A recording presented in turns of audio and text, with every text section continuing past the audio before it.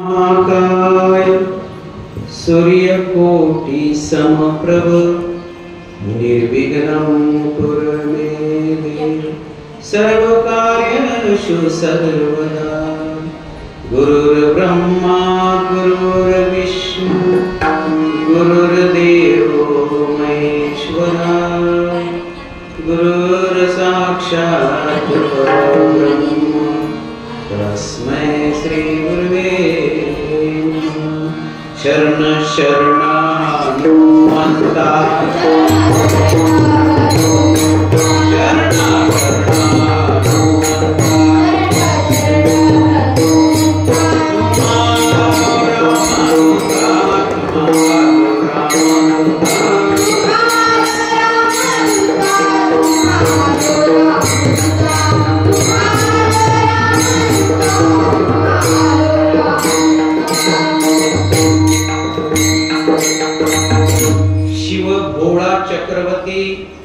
शिव भोळा चक्रवर्ती त्याचे पाय माझे चित्ते वाचे वजता शिवनाम तयान बाधी क्रोधका।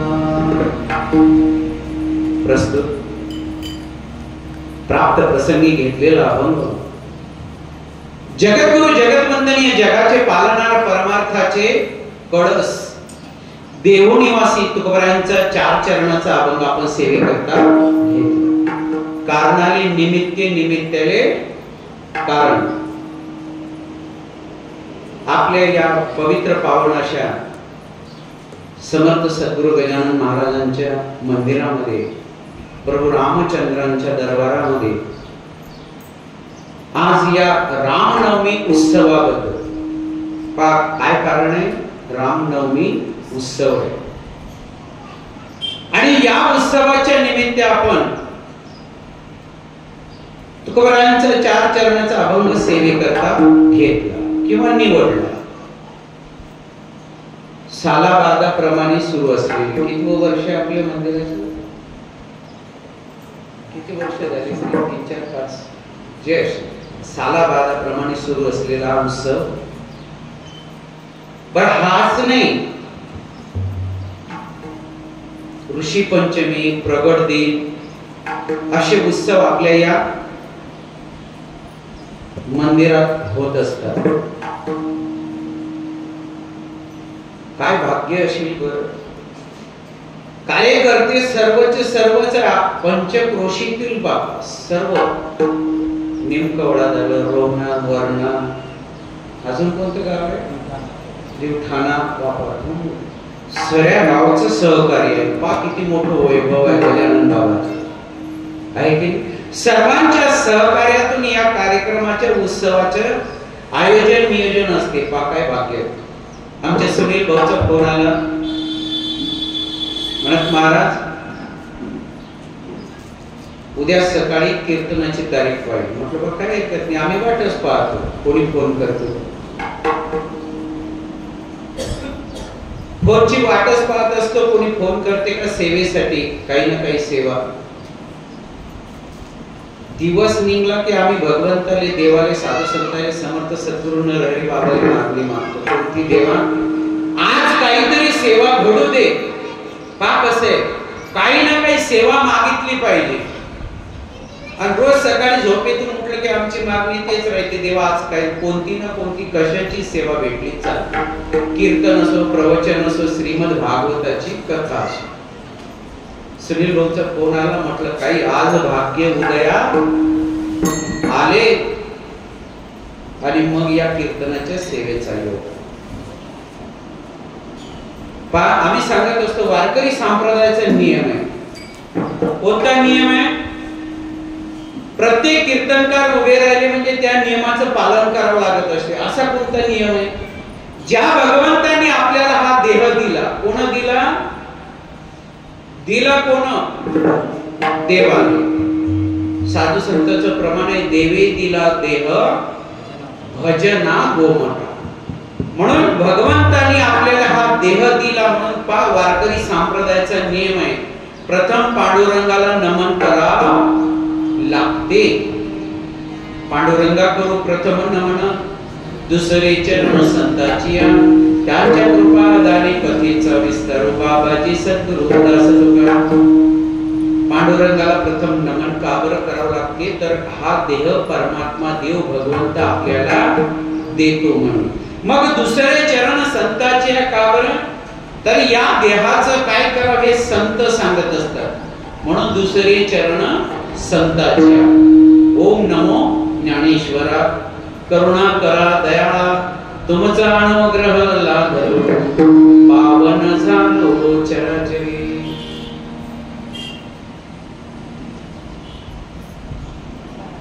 विठ्ठल विठ्ठल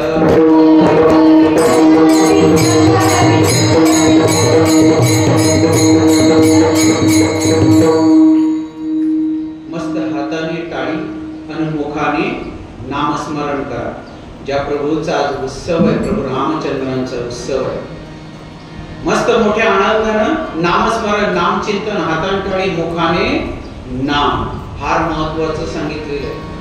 कारण परमात्मा देव भगवंत साधू संत हे कशासाठी अवतार घेत असतात जगाच्या कल्याणा संतांच्या विभूती. आणि भगवंत अवतार घेत असतात त्याचे मागे कारण यदा यदा ही धर्मस्य.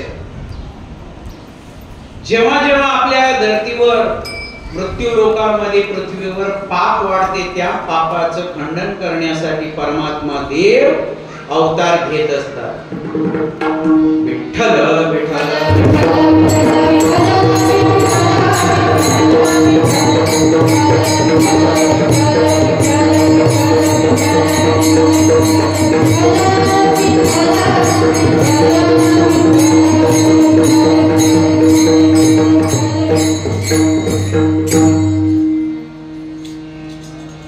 या उत्सवासाठी पहा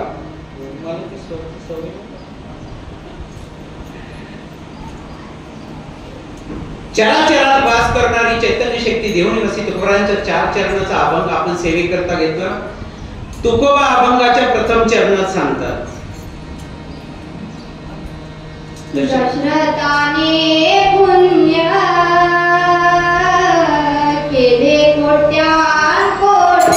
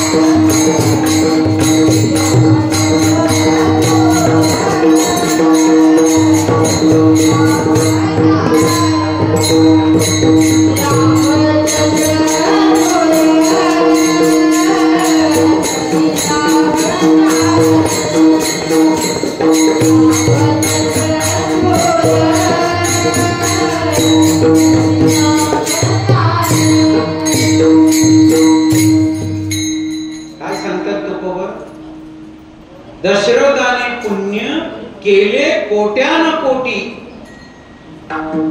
कशासाठी पुण्य करावं लागते? पुण्य कशासाठी करावं लागते माहित असेल ना? पुण्य का बरं करावं लागते? पाप पुण्याचे पुण्य केल्यानंतर माणसाचं आयुष्य वाढते. पुण्य केल्यानंतर आपल्या पोटी जे काही संतान येते ती चांगली येते. 3 प्रकारचे मुलं लेकर आपल्या पोटी जन्माला येत असतात. पुण्य करा, सात्विक मुलं जन्माला येतात. एक परोपकारी येते, दुसरा वैरी येते आणि तिसरा कर्जदार येते. आपल्या पोटी जे मुलं लेकर येतात ते कसे असतात?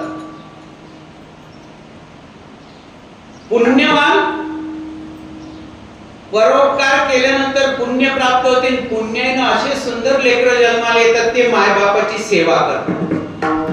कसे मायबापाची सेवा करतात समजून घ्या. अगोदर आपण पुण्य करेल आहे, परोपकार केलेला आहे, म्हणून ही आपल्या परोपकाराची फेड करण्यासाठी आपल्या पोटी जन्माला येतात. पुण्यवान झाला. दुसरा कर्जदार असते. आता काही जर तुमचे कर्ज करेल असेल तर ते फेडून घ्या, मोकळं व्हा मराच्या अगोदर बर. ते का डुबवलं की तो आपल्या पुढच्या जन्मात पोटी येते आणि आल्या जन्माल्या आल्याबरोबरच काचाच्या पेटीत ठेवावं लागते. म्हणतात 40,000 लागले. समजून घ्या मागच्या जन्मातलं कर्जदार आहे, आपण ज्याचे डुबवले ते घ्यायसाठी आला. आता तिसरा राहिला वैरी. परोपकारी झाला, कर्जदार झाला, तिसरा आहे वैरी. वैरी कोण आहेत? आपल्या पोटी येणारे माहिती आहे ना.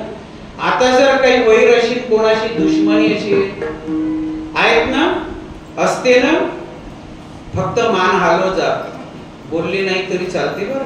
फक्त मान हलवा म्हणजे समजून जाते की विठ्ठल विठ्ठल.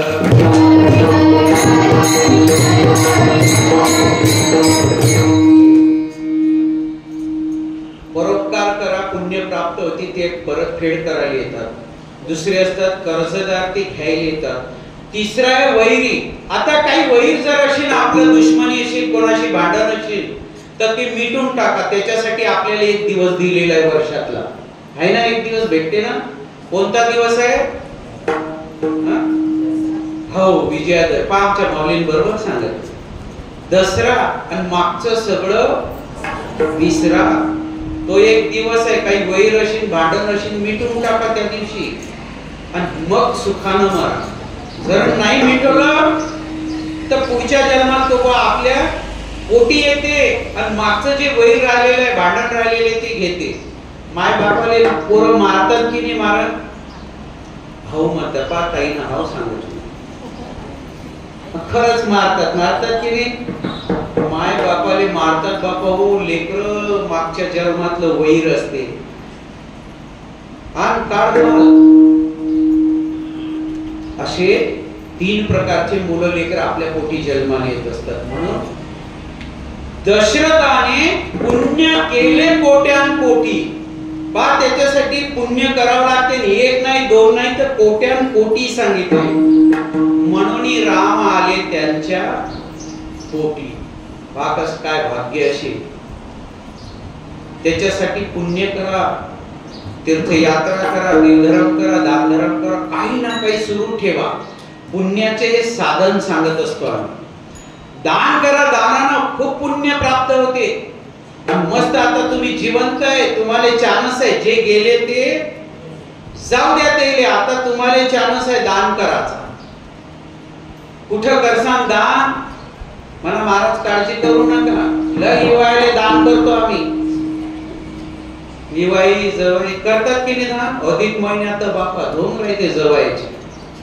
काय सांगतात म्हणजे महाराज? हो, गरुड पुराणामध्ये दानाचं महत्व निघालं, दीपदान. मग आम्ही सांगितलं दीपदान केलं. म्हणे महाराज चिंता करू नका, आम्ही दीपदान करेल. गरुड पुराणात वर्णन आहे की दीपदान म्हणजे काय? मंदिरामध्ये दिवा दान करणे. बाई म्हणे महाराज दिवा दान करेल आहे म्हणे, दीपदानाचं महत्व माहिती आहे. म्हटलं कोण आले? म्हणे जवाई आलते म्हणे अधिक महिन्यात. अधिक महिन्यात धोंड्याचा म्हणे मोठा दिवा दिला म्हणे. म्हटलं ती गेला वाया, संसारातला नाही, काहीतरी इकडं दान करावं लागते. मंदिरात या पा, कुठं दिवा नाही, कुठं झेंडा नाही, मस्त चानस आहे. काही पहा तर पहा किती फॅन आहेत. ज्याच्या मनात आलं ते आणला की दिला लावू. आमच्या मंदिरात तर बापा 3 फॅन दान आलं मनात. एका बॉन पाहिलं म्हणजे महाराज इथं फॅन नाही. म्हटलं बघ इच्छा तुमची म्हणे आणून लावून देतो. दिले. दानानं पुण्य प्राप्त होते. पुण्य प्राप्त झालं की माणसाचं आयुष्य वाढते आणि मुलं लेकर संतान आपली चांगली सात्विक जन्माला येतात. विठ्ठल विठ्ठल.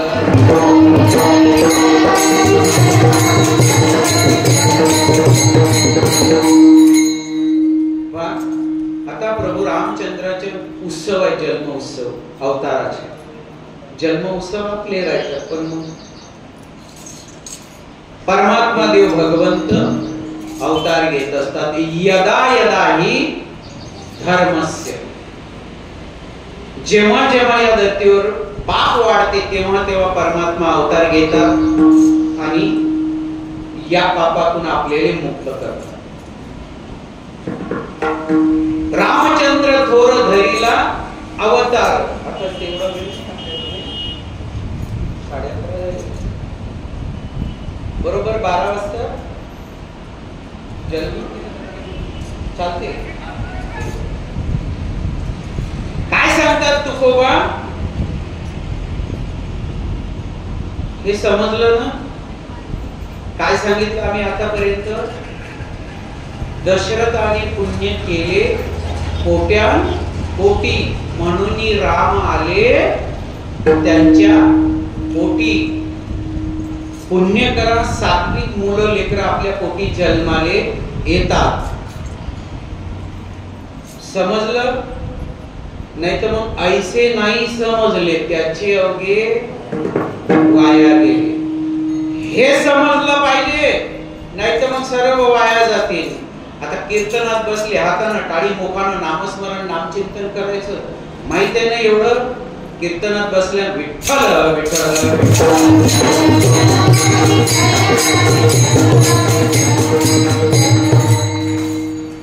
आम्ही विठ्ठल विठ्ठल म्हटलं ना.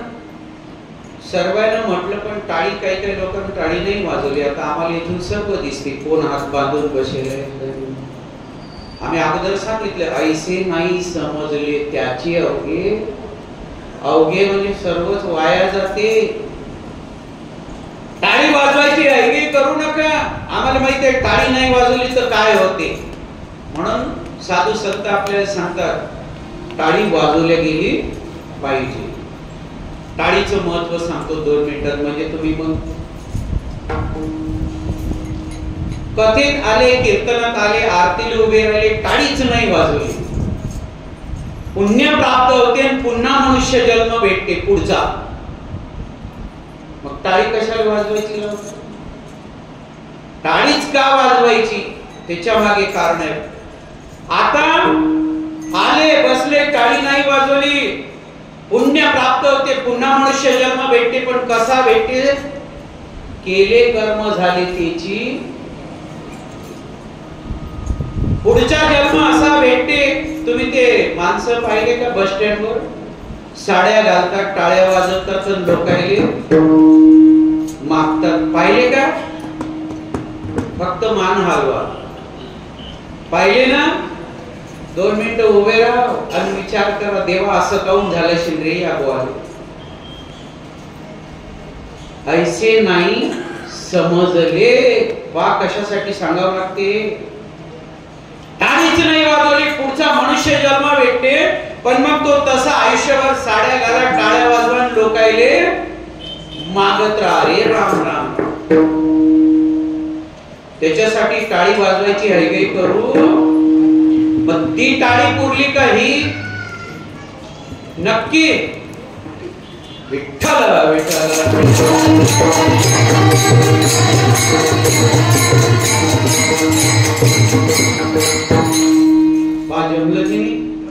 आता वाजली बस सर्वांनी टाळी. म्हणजे जोपर्यंत माणसाला समजत नाही तोपर्यंत तो येड्यावरच करतो. समजलं की मग म्हणते नाही बाबा त्या टाळीपेक्षा हे पुरली आता वाजवायला मोकळं. प्रभू रामचंद्रांचा अवताराचे सांगू राहिलो. रामचंद्र थोर धरीला अवतार. मारिले दशानन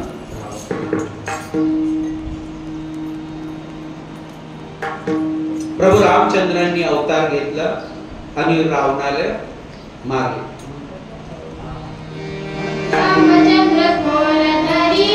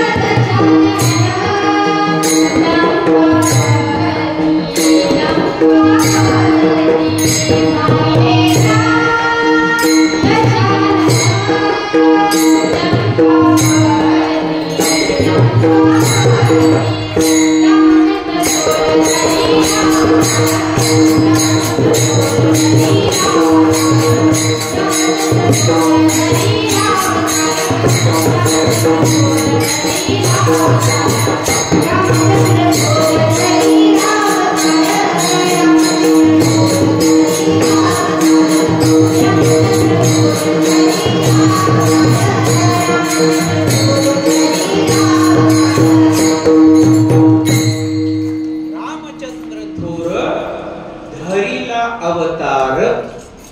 पहा कसं आहे, कशासाठी अवतार घेत असतात परमात्मा देव भगवंत. यदा यदा ही धर्म से, जेव्हा जेव्हा धर्माने ग्लानी लागते तेव्हा तेव्हा परमात्मा देव भगवंत अवतार घेत असतात. आता या कलियुगात ते देवाचा अवतार होऊन गेला. बरं होते का तुम्ही तेव्हा?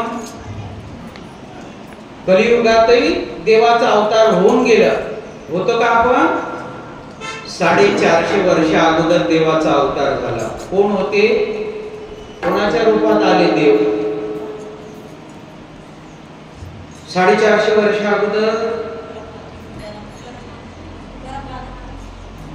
तुकोबा नाही, धर्माच्या रक्षणासाठी. यदा यदा ही धर्मस्य. संत कशासाठी अवतार घेत असतात? उद्धरावेळा जन उद्धार करण्यासाठी येतात. पण परमात्मा देव भगवंत कशासाठी अवतार घेतात? तर यदा यदा ही धर्मस्य सांगितलं. पा 450 वर्ष अगोदर अवतार झाला भगवंताचा, ज्यांच्यामुळे आपल्या कपाळाले कुंकू आहे, अष्टगंध आहे, बुक्का आहे. आलं का लक्षात? कोण आहे ते? शिवाजी, छत्रपती शिवाजी महाराज. छत्रपती शिवाजी महाराज जर नसते तर आज आपल्या कपाळाले कुंकू, अष्टगंध, बुक्का असतं का? म्हणून कलियुगामध्ये सुद्धा शिवाजी महाराजांच्या रूपात भगवंताने अवतार घेतला, आपल्या धर्माचं रक्षण केलं. विठ्ठल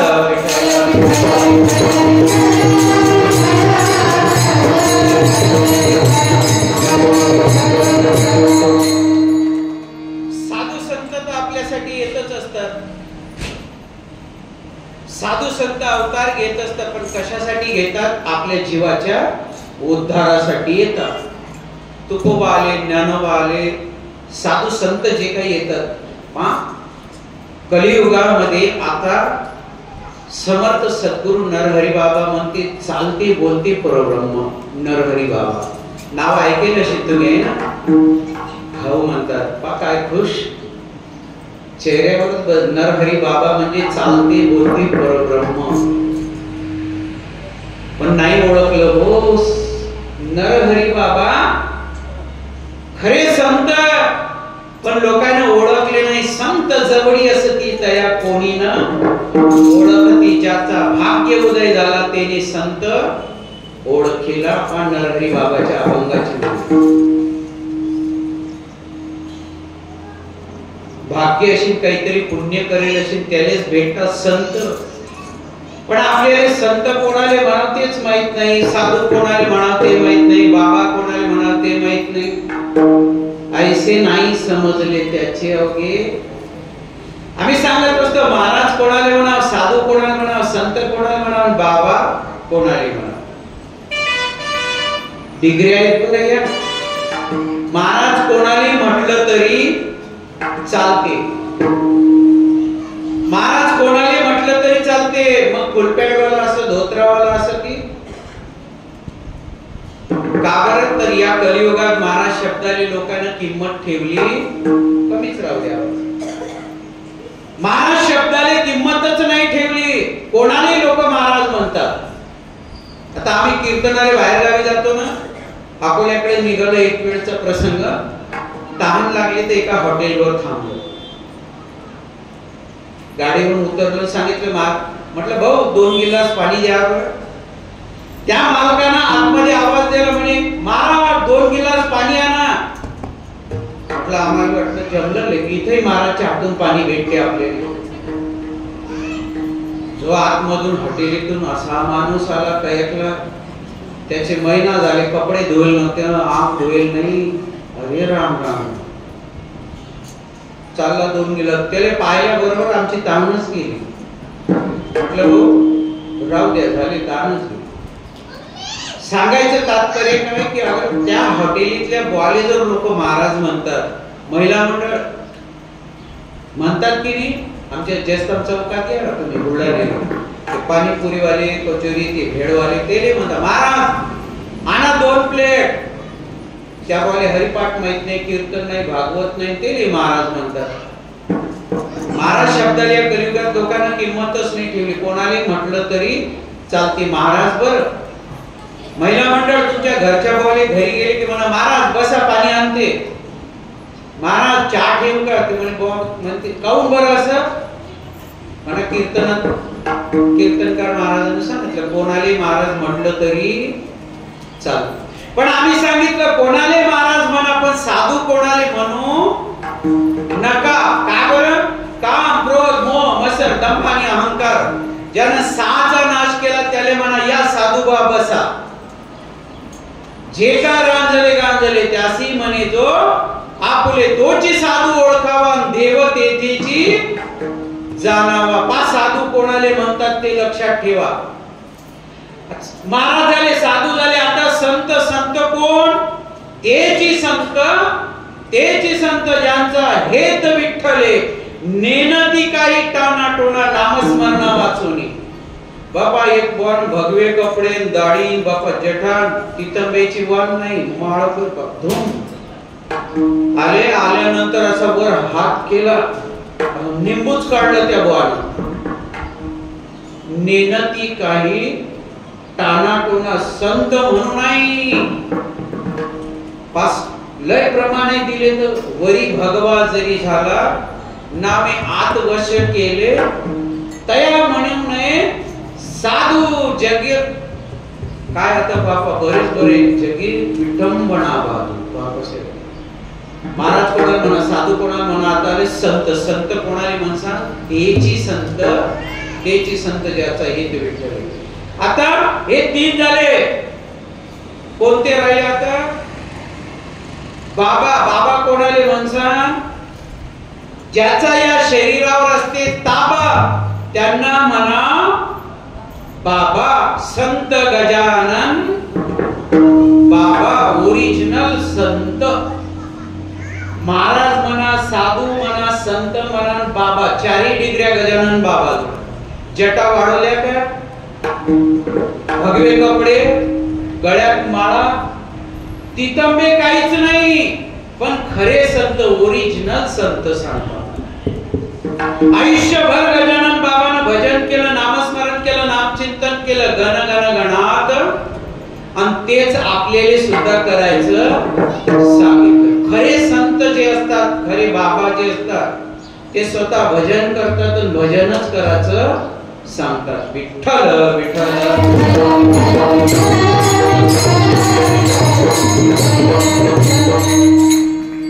तसे ओरिजिनल खरं संत सांगू राहिलो मी, समर्थ सद्गुरु नरहरी बाबा.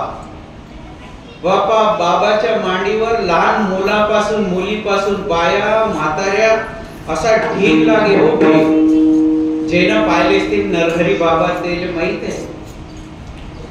आम्ही काय सांगितलं, बाबा कोणाले म्हणा ज्याचा या शरीरावर असते ताबा तेले म्हणा बाबा. समर्थ सद्गुरु नरहरी बाबा.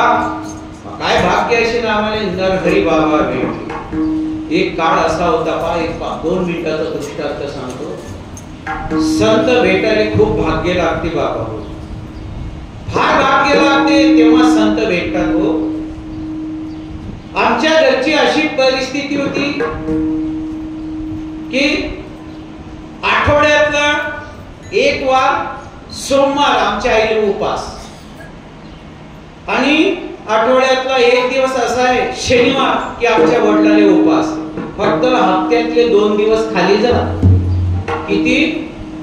2 दिवस खाली जात. आणि मग बाकीचे दिवस 5 दिवस 2 पायाचं 4 पायाचं बिना पायाचं धुमराय. जे नाही ते बापा वाट नाही हो.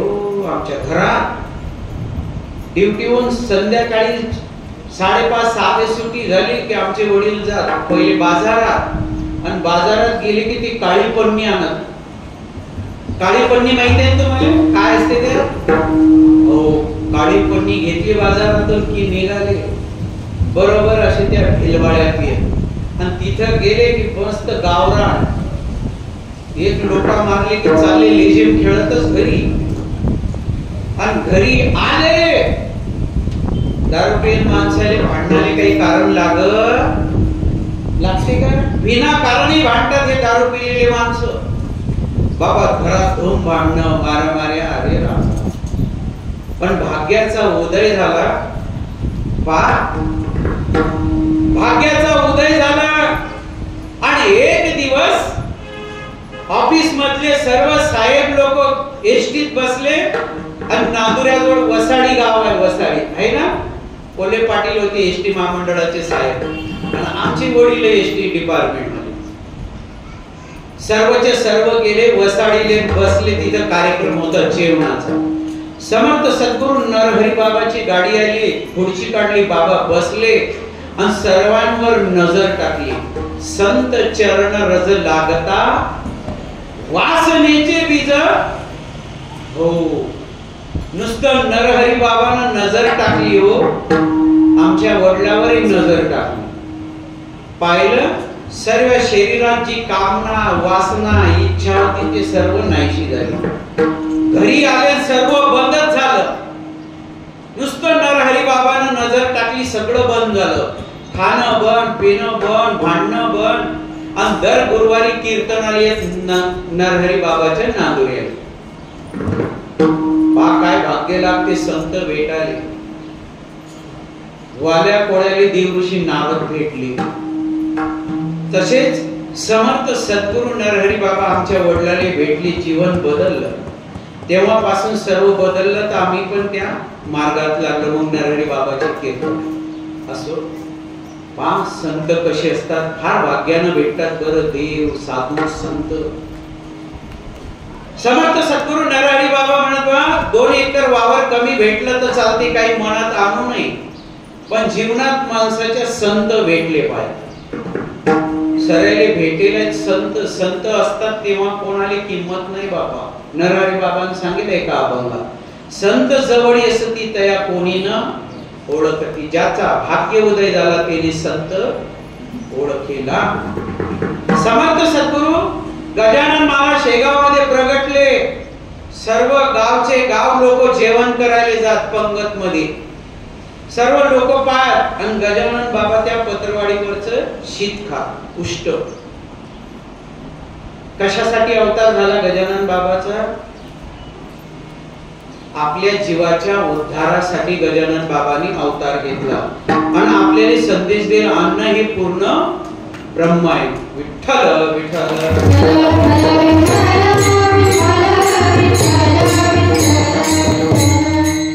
सर्व लोक पाहत, कोणी वेडा म्हणे, कोणी पिसा म्हणे, कोणी पागल म्हणे गजानन महाराजांना.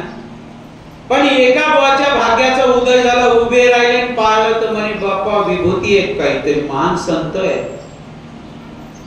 भगवंताचा अवतार आहे. कोण होते ते? बंकटला. भाग्याचा उदय झाला, संत ओळखले. पहा, समर्थ सद्गुरू गजानन महाराजांचं अवतार आपल्या उद्धारासाठी होईल. आणि जे जे आपले इथं गजानन महाराजांचे भक्त कोण कोण आहे म्हणा, ते काही सांगायचं काम नाही, विचारायचंही काम नाही. इथं जेवढे बसलेले सर्व गजानन महाराजांचे निस्सीम भक्त आहे. पहा, तुम्ही भक्त आहे, तुमच्यासाठी एक पथ्य सांगतो. गजानन बाबाचे जर भक्त असतील त्यांच्यासाठी एक पथ्य लक्षात ठेवा. कोणतं? फक्त ताटात अन्न उष्ट जाऊ देऊ नका. जर तुमच्या ताटात जर अन्न वाया जात असेल तर तुम्ही गजानन बाबाचे भक्त नाही. पथ्यावर हे फार महत्वाचं आहे. जे गजानन बाबाचे भक्त आहेत ते असे चाटून पुसून ताट चकाचक करतात पत्रवाणी. आता पा वेळ कमी आहे, जाऊ द्या, झाला म्हणा वेळ आता. आणि काही दिवसानं चान्स भेटला, आम्ही येता जाता थांबतो मंदिरात, मोठे कार्यक्रम होतात, पाहतो गजानन बाबा आपल्याला कधी सेवा देतात इथं. लय वेळा आला आमच्या मनात, पण म्हटलं बा आपली काही लायकी नशीब, तेवढं पुण्य नशीब, म्हटलं थोडा धीर धरा. पण आज भाग्य उदय आले, गजानन महाराजांची सेवेचा योग आला. विठ्ठल विठ्ठल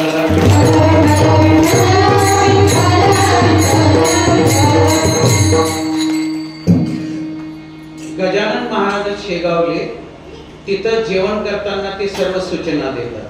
पण आम्ही एकदा सर्व मित्रमंडळी गेलो, आनंद सागर फिरलो, तिथं भुका लागल्या, जेवणासाठी गेलो. जेवण करायला टेबलवर बसल्यानंतर भिंतीवर लिहिलेलं होतं, ताटात अन्न उष्ट ठेवल्या 10 रुपये दंड. मग आम्ही वाचलं, आमच्या मित्राला सांगितलं, वाचायला लावलं. आता त्या 10 रुपये दंडाच्या धाकानं ताटात कोणच उष्ट ठेवलं नाही. आता हा दंड झाला शेगावचा. घरी किती उष्ट ठेवतो आपण, मग त्याचा काही दंड भरावा लागत असेल की नाही? मग कुठं भरता ठिकाण सांगू का? घरी जेवढं तुमचं अन्न उष्ट वाया जाते, बरोबर महिना 2 महिने 6 महिने काय करतात गजानन महाराज, त्याचा हिसाब करतात आणि बरोबर बसल्या बसल्याच पोट दुखायला लागते, दवाखान्यात जातात. दवाखान्यात गेले की डॉक्टरची फी, औषधी गोळ्या बरोबर तेवढा दंड भरावा लागते आपल्याला संसारात.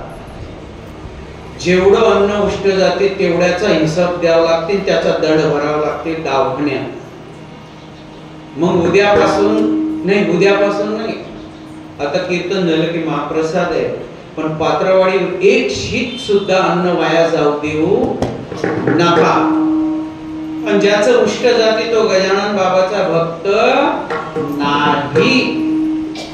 पाहे पथ्य दर गुरुवारी लोक वारी करतात, पण नियमाचं पथ्य पाळत नाही. लोक म्हणतात ना, पथ औषध भुकाची आणि पथ लाभाव, माहित आहे तुम्हाला. पण परमार्थ करत असताना पथ्य सुद्धा फार महत्वाचे. लय महिला मंडळ तर बापा झोपेतून उठल्यापासून तर झोपेपर्यंत देवधर्म करतात की नाही, पण सरळ चुकीचा. त्याला पथ्यच माहित नाही, काय करावं लागते, कसं करावं लागते. त्याच्यासाठी श्रीमद भागवत महापुराणाची कथा ऐकावं लागते. असो भरपूर सांगण्यासारखं आहे. तुकोबा अभंगाच्या 3ऱ्या चरणात सांगतात,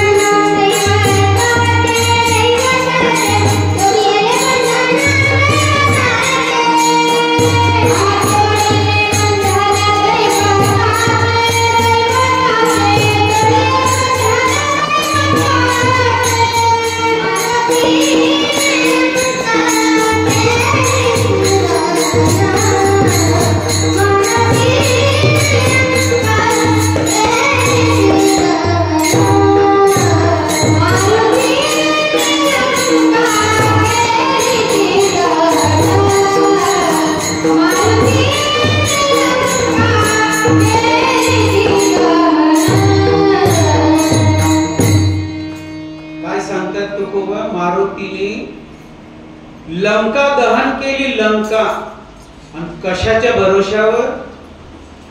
मारुती राय लंका दहन केली, आले परत प्रभू रामचंद्राजवळ, विचारलं लंका जाळली, अभिमानात नव्हते बापा मारुती राय. कशा कशामुळं? हनुमंतरायानं सांगितलं प्रभू रामचंद्रानं की देवा लंका मी नाही जाळली, मग कोण जाळली?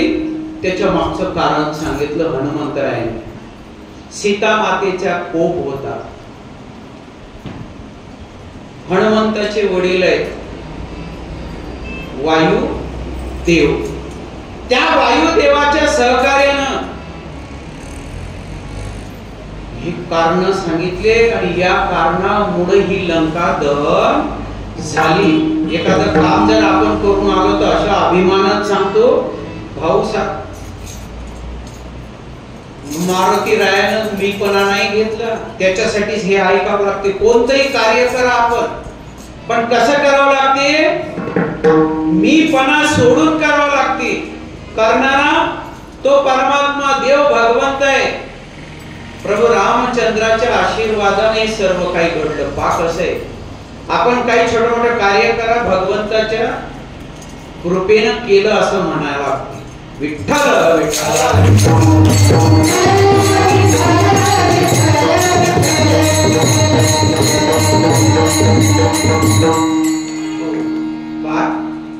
आता बरोबर 12:05 कमी आहे. प्रभू रामचंद्राचा अवतार कसा झाला, कशासाठी झाला, त्याचं आपण थोडक्यात वर्णन सांगू, कारण उत्सव प्रभू रामचंद्राचा आहे. अयोध्येचे राजे राजा दशरथ, कथा भाग तुम्हाला माहित असेल सर्वांना, की सांगावं लागते? माहित आहे की सांगावं लागते? सांगा म्हणतात, मग मागे ऐकले होतं ते विसरले, म्हणून डबल सांगावं लागतं. आणि त्याच्यासाठीच तर जर नेहमी नेहमी कथा कीर्तन भागवत ऐकावं लागत असते. अयोध्येचे राजे होते दशरथ. पहिली पत्नी केली माता कौसल्या, मूलबाळ नाही. दुसरी पत्नी केली राजा दशरथानं सुमित्रा माता, तरी सुद्धा मूलबाळ नाही. तिसरी पत्नी केली राजा दशरथानं माता कैकेयीचं नाव तर कोणी पटकनच घेते, अशा बायाचे नाव बरोबर लक्षात राहायचं. तिसरी सुद्धा पत्नी कैकेयी माता केली, तरी मूलबाळ नाही. पण एक वेळचा प्रसंग, राजा दशरथ अरण्यामध्ये गेले. अरण्यामध्ये गेल्यानंतर धनुष्याले बाण लावला शिकारीसाठी, आणि झाडावर बसले, वाट पाहू लागले का सरोवराच्या काठावर. त्याच अरण्यामध्ये श्रावणबाळ आपल्या आई वडिलांना घेऊन चालला होता. कुठं? तीर्थयात्रेले. तहान लागली म्हणून पाणी घ्यायसाठी श्रावणबाळ त्या सरोवराच्या काठावर आले. बुडबुड झारी बुडवली पाण्यामध्ये, आवाज आला, आणि आवाज आल्याबरोबर राजा दशरथांनी बाण सोडला तर श्रावण बाळाच्या छातीतच लागला. जोरात आवाज केला आई, आणि श्रावण बाळ खाली. राजा दशरथांनी तो आवाज ऐकला, झाडावर उतरले, आले सरोवराच्या काठावर. श्रावण बाळाला मांडीवर घेतलं, विचारलं बाळा, अरे या अरण्यामध्ये तू कसा काय आला, कशासाठी आला?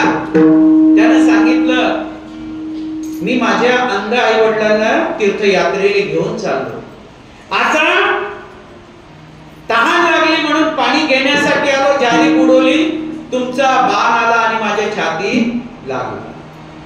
पण आता शेवटची तुम्ही इच्छा माझी पूर्ण करा. श्रावण बाळानं राजा दशरथांना सांगितलं की जा हे पाणी माझ्या आई वडिलांना पाजून द्या. श्रावण बाळानं देह सोडला. झारी पाण्याची झारी होती, राजा दशरथांनी घेतली, निघाले. निघाल्यानंतर झाडाखाली श्रावण बाळाचे आई वडील बसलेले होते. राजा दशरथ चोर पावलानं हळूहळू हळूहळू त्या झाडापर्यंत आले. आल्यानंतर श्रावण बाळाच्या आईने ओळखलं, बाळा श्रावण आला का? राजा दशरथ काही बोलत नव्हते. श्रावण बाळाची आई म्हणे, बाळा पाणी भेटलं नाही का? नशीन भेटलं तर राहू दे, आपण पुढं पिऊ. आल्यानंतर उभे राहिले आणि सांगितलं, मी श्रावण बाळ नाही, अयोध्येचा राजा दशरथ आहोत. श्रावण बाळाच्या आई वडिलांनी विचारलं, आमचा बाळ श्रावण कुठे आहे? म्हणे, मी शिकारीसाठी आलो होतो, झारीचा आवाज आला, पाण्याचा बुडबुड, बाण सोडला तुमचा मुलगा, माझ्या बाणानं गतप्राण झाला. एवढं ऐकलं आई वडिलांनी श्रावण बाळाच्या आणि टाहू फोडला. जसं आम्ही पुत्र पुत्र करून देह त्याग करू राहिलो, तसंच तुला सुद्धा भोगाव लागेल. केले कर्म झाले त्याची. काही करा तुम्ही, संसारात चांगलं करा, खराब करा, बरं करा, वाईट करा, कोणाचं लगन जोडा की कोणाचं लगन मोडा, त्याचे भोग आपल्याला भोगाव लागतात. श्राप दिला श्रावण बाळाच्या आई वडिलांनी.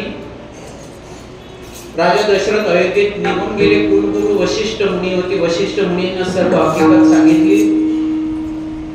वशिष्ठ मुनींनी सांगितलं, राजा जरी श्राप दिला हा उशाप ठरला, म्हणून पुत्रकामेष्टी यज्ञ केला. त्या पुत्रकामेष्टी यज्ञातून देवता प्रसन्न झाले आणि राजा दशरथाने प्रसाद दिला. सांगितलं आता तिन्ही राण्यांना. तो प्रसाद घेतला, तिन्ही राण्यांनी दिला. पहिले कौशल्या माता, सुमित्रा माता, मग कैकेयी मातेला दिलं. कैकेयी माता रुसली. आता माहित आहे तुम्हाला बायाचा स्वभाव कसा राहील. सर्व बाया काही सारख्या नसतात, दिसाले राहतात पण दिसाले बी नाही. जम स्वभाव वेगळे वेगळेच राहतात. कैकेयी माता रुसल्या, खाल्लाच नाही. हातातल्या हातातच प्रसाद ठेवला. वर घार होती, घारीनं तो प्रसाद घेतला आणि घेऊन गेले आकाशमार्गाने. मग दोन भाग केले आणि कैकेयी मातेला दिले. प्रसाद खाल्ल्यानंतर 9 महिने 9 दिवस आता दिवस राहिले. कौशल्या मातेले, सुमित्रा मातेले आणि कैकेयी मातेले गेले आणि निरोप सांगितला. दिवस असले की 7व्या की 8व्या महिने काहीतरी डोहाळे विचारतात वाटतं, है ना महिला मंडळ. राजा दशरथही गेले डोहाळे विचारायला. बापा काही अलग अलगच होते. आता ती काही सांगायला एवढा टाइम नाही. डोहाळे विचारले आणि आपल्या घरच्याही बाहेर लोक विचारतात. बाहेर विचारतात की आपले तर अलगच राहतात. कोणी म्हणते माती खाव वाटते, कोणी म्हणते काय. कौशल्या मातेले डोहाळे विचारले, घेईन धनुष्य, रक्षील ब्राह्मण, गायी, पृथ्वी सर्वांचे रक्षण करील, दुष्टाचा नाश करील. कौशल्या मातेचे डोहाळे. आता 9 महिने 9 दिवस पूर्ण झाले. आता प्रभू रामचंद्राचा अवतार होणार आहे. त्याच्यानंतर आपल्याला काही करावं, काही फुलं गेलं, कारण आपला टाइमही झाला.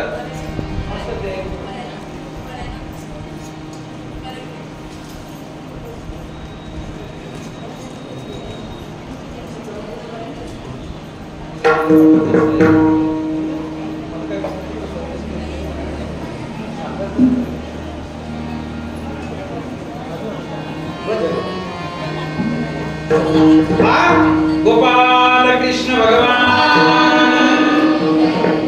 रामचंद्र भगवान.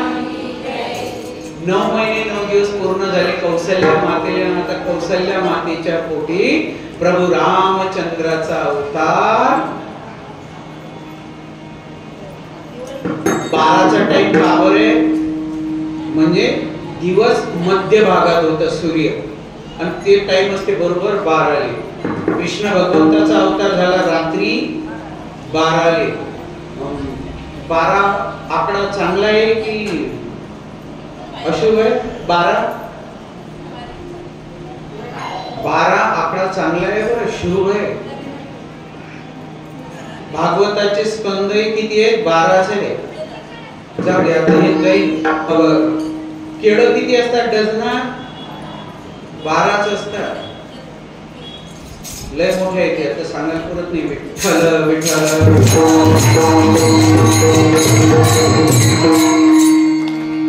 माता कौशल्याच्या पोटी प्रभू रामचंद्राचा अवतार झाला. बोला प्रभू रामचंद्र भगवान की.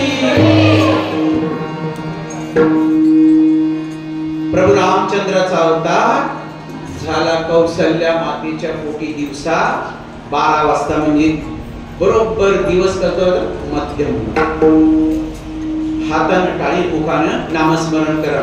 श्रीराम जय राम श्रीराम जय राम जय जय राम. श्रीराम जय राम जय राम. श्रीराम जय राम जय राम. श्रीराम जय राम जय राम. श्रीराम जय राम जय जय राम. श्रीराम जय राम जय राम. श्रीराम जय राम जय जय राम. श्रीराम जय राम जय राम. श्रीराम जय राम जय जय राम. श्रीराम जय राम जय जय राम. श्रीराम जय राम जय जय राम. श्रीराम जय राम जय जय राम. श्रीराम जय राम जय जय राम. श्रीराम जय राम जय जय राम. श्रीराम जय राम जय जय राम. श्रीराम जय राम श्रीराम जय राम जय जय राम. श्रीराम जय राम जय जय राम. श्रीराम जय राम जय जय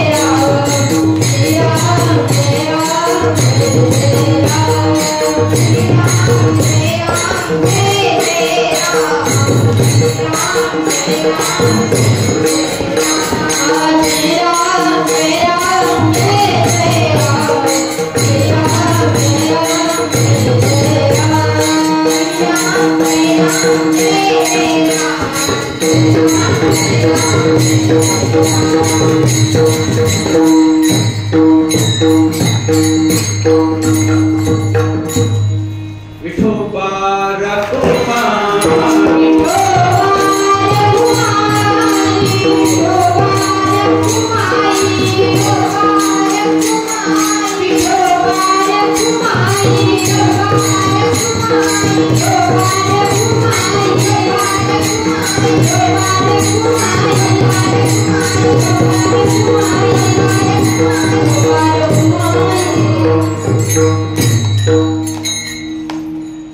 तुकोबा अभंगाच्या 4थ्या चरणी.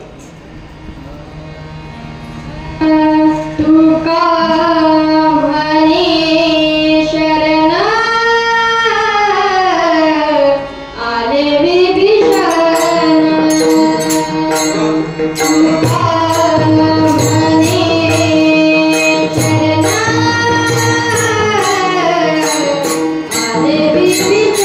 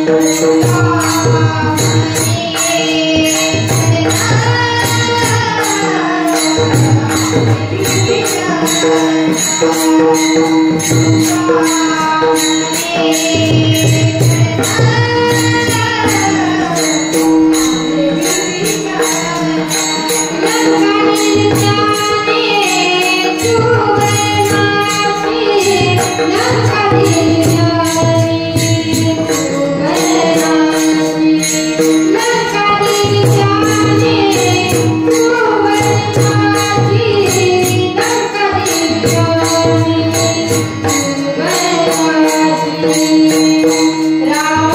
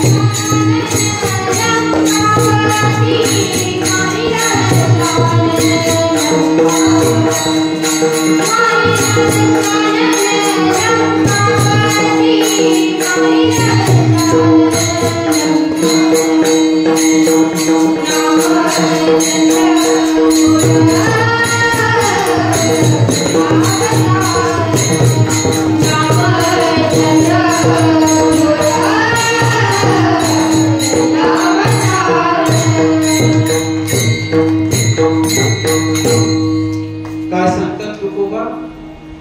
फक्त देवाले शरण या, जे नाही ते भेटते आपल्याला. पण आपण देवाले शरण नाही जात. कोणाले जातो?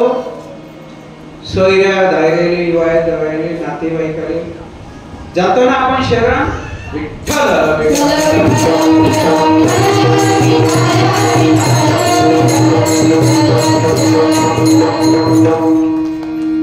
देवाले शरण जा, जे नाही ते भेटते. तुम एक पैसा दोगे हो, किती देता? देव किती देते?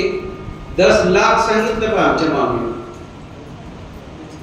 देवाले शरण यावं लागते, जे नाही ते भेटते. पण काही ना काही द्यावं लागते. बरं, देव बिले उदार आहे, पण कसं आहे माहिती आहे ना, अगोदर काही घेते आणि मग देते. विभीषण शरण आलते प्रभू रामचंद्राने, आले की नाही? काय दिलं बरं? सहकार्य केलं, सहकार्य विभीषणानं.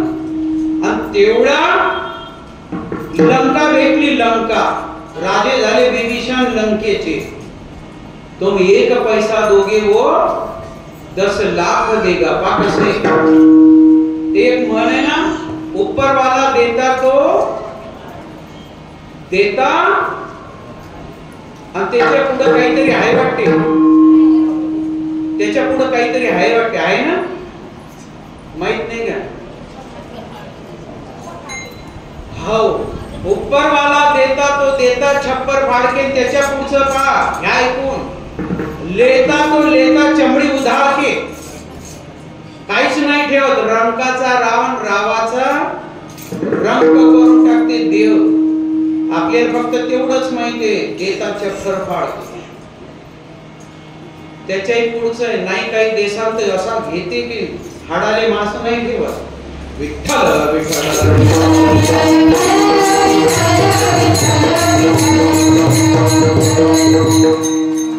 म्हणून भगवंत काय करते? किती उदार आहे. काही ना काही देत राहतो. आपण देत नाही, अपेक्षा लय मोठ्या ठेवत असतो. असं कारणाले निमित्ताले. कारण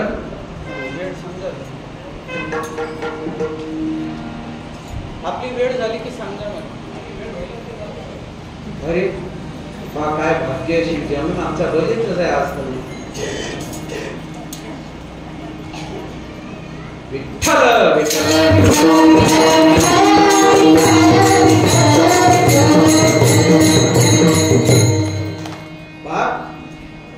काही ना काही द्या बाबा देवाने. आम्ही सांगत असतो, नियम आहे, देवाकडे येताना रिकाम्या हातानं येऊ नये, गुरुकडे जाताना रिकाम्या हातानं जाऊ नये. माहित आहे तुम्हाला हे? नक्की. एक बाई म्हणे, महाराज हे नाही माहित, पण आम्हाला माहित आहे, युवाच्या घरी जाताना रिकाम्या हातानं जाऊ नये. बस थैले भरेल राहते. 1 किलो सफरचंद, 1 किलो अंगूर, 1 किलो बापा केळं पाय धूम राहते, थैली भरेलच. लोकांना एवढंच माहित आहे की युवाच्या घरी जाताना रिकाम्या हातानं जाऊ नये. देवाचंही तसं आहे, देवाकडे येताना रिकाम्या हातानं कधीच येऊ नये. काही ना काही फुल नाही, फुलाची पाकळी काही घेऊन आलं पाहिजे. गुरुच्या दर्शनात जर जासाल तर रिकाम्या हातानं जाऊन काही ना काही नेलं पाहिजे. कारण परमात्मा देव भगवंत असा देते की पाच देवाचं देणं कसं आहे ते सांगतो 1 मिनिट. आमचे सासरे दर वर्षी गहू निघाले नवीन की 1 पोत गहू देत आम्हाला. काय करत 1 पोत गहू देत दरवर्षी. मग तेवढ्यानं भागे का नाही, मग त्याच्यासाठी आम्हाला डबल घ्यावं लागेल. पण आम्ही भागवताची कथा कीर्तन सुरू केले तेव्हापासून देवाचं देणं बापा सरतच नाही. लोक म्हणतात ना माणसाचं देणं पुरत नाही, देवाचं देणं. काय आणलं आता आले ते इकडं काही नाही आणलं वाटते, जाऊ दे आले तेच लय. पण फुल नाही, फुलाची पाकळी काही ना काही दान करा, द्यावं. लय आहे देवानं दिलेलं, भरपूर दिलं. किती पैसे लागतात दवाखान्यात, दवाखान्यात किती पैसे लागतात, गड्ड्याच न्यावं लागतात. हे एकमेव असं ठिकाण आहे तिथं थोडंही दिलं तरी लय महान होते. विठ्ठल विठ्ठल.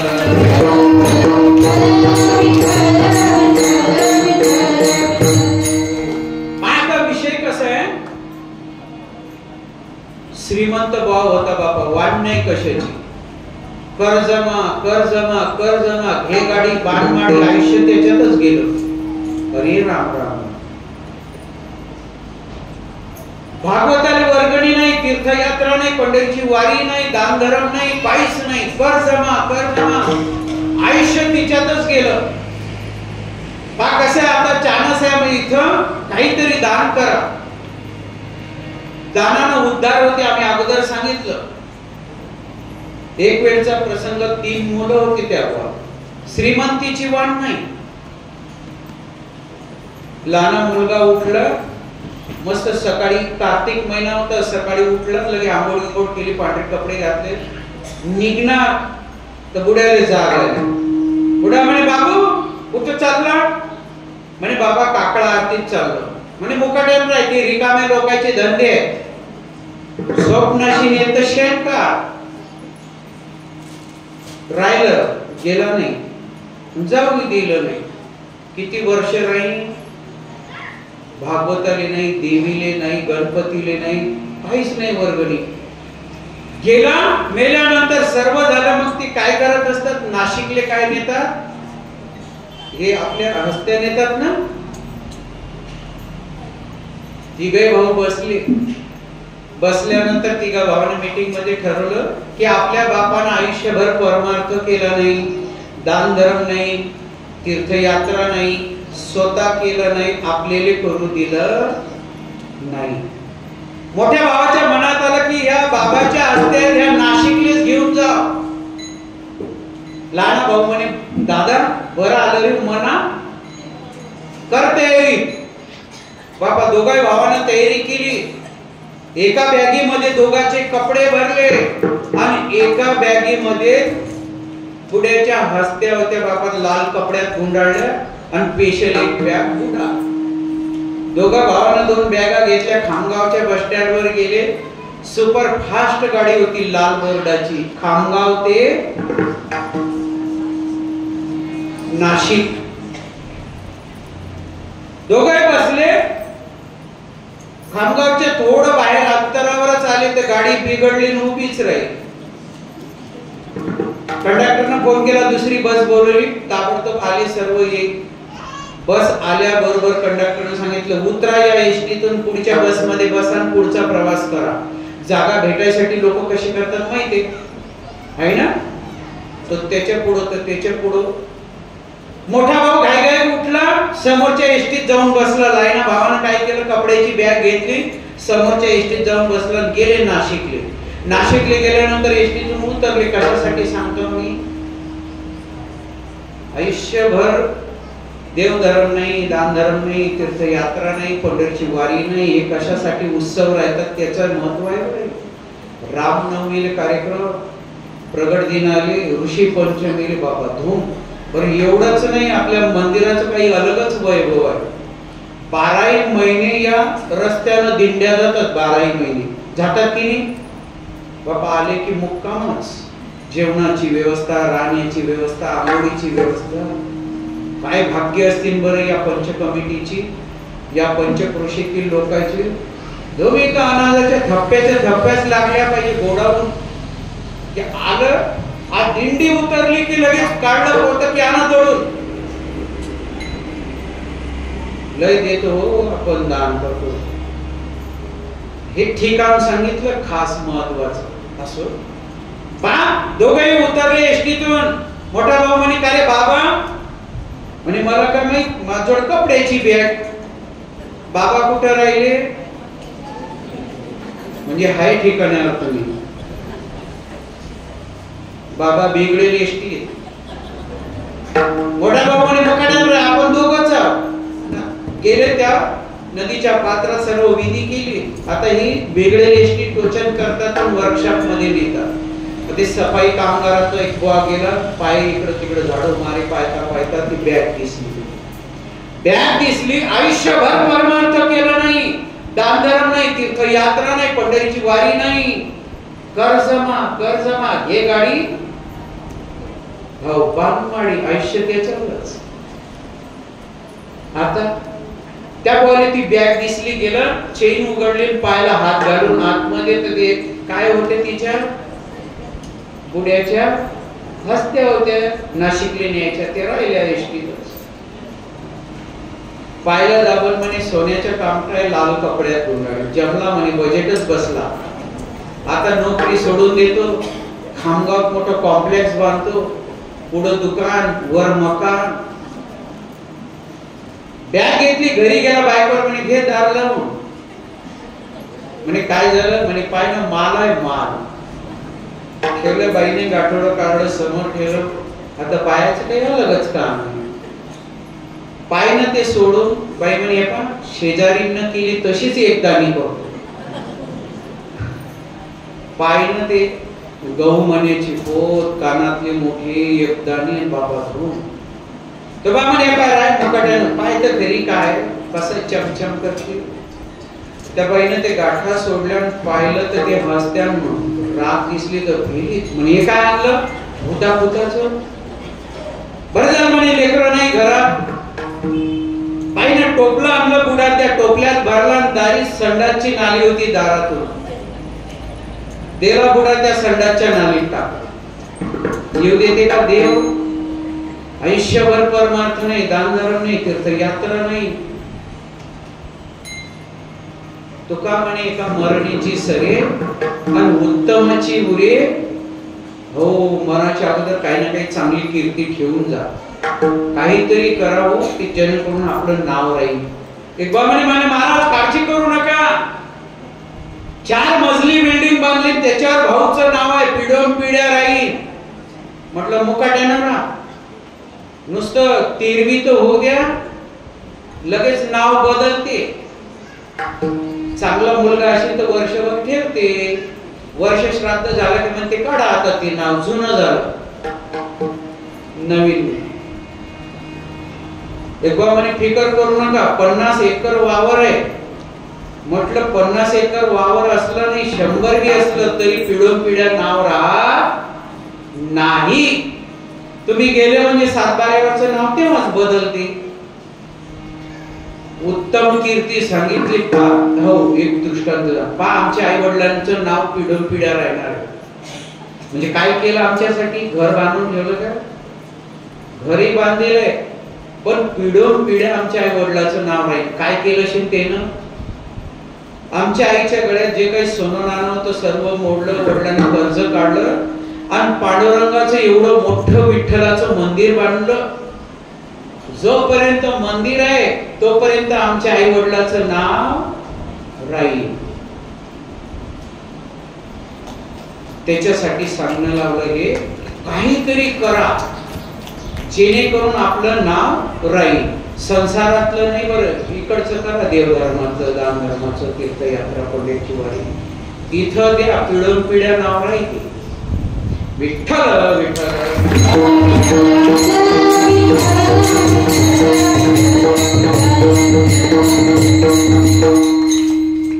तुकोबा सांगतात, तुका म्हणे पापे जाती संताची जपे.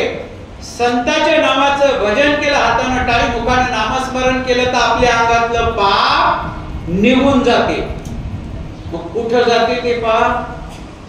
आपल्यातलं जर कोणी वाजवली नाही टाळी, कोणा नाही म्हटलं की त्याचं डिपॉझिट फुल. पण आता तुम्हाला चान्स आहे, मस्त खातं नील करा खातं, आणि वर्षभर करायला मग मोकळं होते. तसं आहे का? बरं पाप माहितीये का कोणतं आहे, कसं राहते पाप? पाहिलं का तुम्ही आतापर्यंत? पापाची व्याख्या काय आहे? तुकोबाचं प्रमाण आहे त्याच्यावर. तुका म्हणे पापे येती रोगाची मिसे. बिमार पडलं, दवाखान्यात चाललं, समजून की आपल्याच्यानं काही ना काही पाप झालं. आता हे पाप जाण्यासाठी गोळ्या औषधी घ्या आणि मुखानं नाम सुद्धा घ्या, जेणेकरून आपल्या अंगातलं पाप सर्व निघून जाईल. ज्ञानेश्वर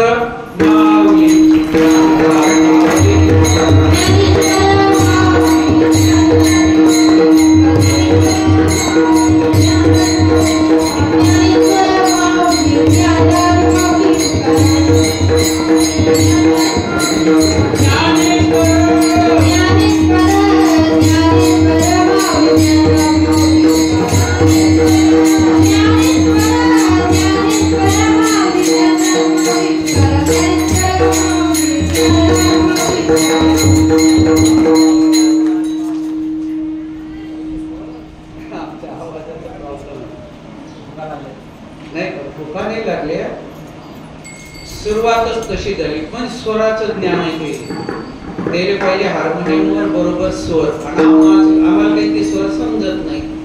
आमचा आवाजही असा आहे की बापा म्हैस काय बोंबली ना, आमचं ओरडणं म्हशीचं बोंबलणं एकच आहे की नाही. स्वर माहित नाही काही नाही. जाऊ द्या, आता खरं सांगू का, म्हणजे आतापर्यंत चाटा नाही मारल्या, खरंच सांगितलं ना. आता खरं सांगतो, म्हणजे सांगायचं तात्पर्य काय की आम्ही कीर्तनकारच नाहीये. खरं सांगायचं म्हणजे आम्ही कीर्तनकारच नाहीये. मग म्हणा कीर्तनकार नाही तर काय उभे राहिले? सेवितो हा रस वाटितो आम्ही का, घ्यारे होऊ नका रानवरी. पाच साधू संतांना सांगितलं.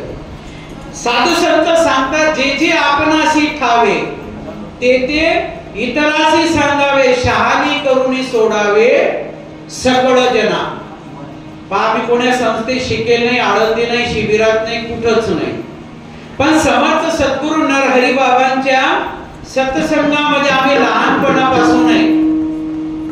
नरहरी बाबाचे कीर्तन, भागवत आमचं मेमरी कार्ड फुल झालं. आणि एक दिवस आमच्या मनात आलं की एवढं अनमोल किमतीचं ज्ञान समर्थ सद्गुरू नरहरी बाबांना दिलं, याचं गाठोडं बांधून का वर नेता. मग त्यानंतर आम्ही मग सुरू केले कीर्तनाचे कार्यक्रम. पहिले तर आम्हाला विठ्ठल विठ्ठल मनाची आठवण नाही राहिली. ते विठोबा रुक्माई कुठं होय त्याची काही भाग नाही, माहीतच नाही ना. पाहू पाहू सांगू सांगू आता पहा टाळकरी किती सुंदर आहे, दिसायला छान आहे, मानाले स्वान बाबा स्वरातही छान आहेत की नाही. आम्हाला तेच काळजी पडली, म्हटलं आता हे मागे म्हणते तर आपण पुढं कसं म्हणू, आपण पुढं म्हणू तर हे मागे कसे म्हणते. म्हटलं पण तरी घेतलं करून नरहरी बाबांनी. मग तेव्हापासून आम्ही कीर्तनाला आरंभ केला. रात्री आमची सेवा झाली नरवेले, आता सेवा इथं, आणि सध्या आज रात्री 8 वाजता दर्यापूर जोड कीर्तन आहे आमचं. ते झालं की परवा दिवशी अकोल्याच्या पुढे 8 तारखेला नरवाच्या दिवशी सुरतले आहे. बाबा धूम सुरू आहे कार्यक्रमाची, दूर दूर राहतात कीर्तन. समर्थ सद्गुरू नरहरी बाबांच्या कृपेने वाण नाही कीर्तनाची, पण कसे करतो आम्ही बस मागच्याच्या भरोशावरच आहे. तुम्हीच म्हणा, तुम्हीच सगळं करा असं. 5 झालेली सेवा काही राहिलं का? काला राहिला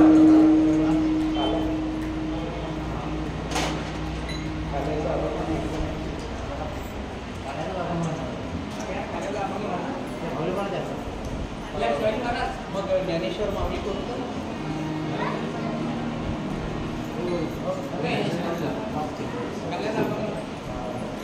हरिदा कृष्ण मणि अवगाजनी प्रकाश अवगाजनी प्रकाश अवगाजनी प्रकाश अवगाजनी प्रकाश अवगाजनी प्रकाश कालावटो एकमेका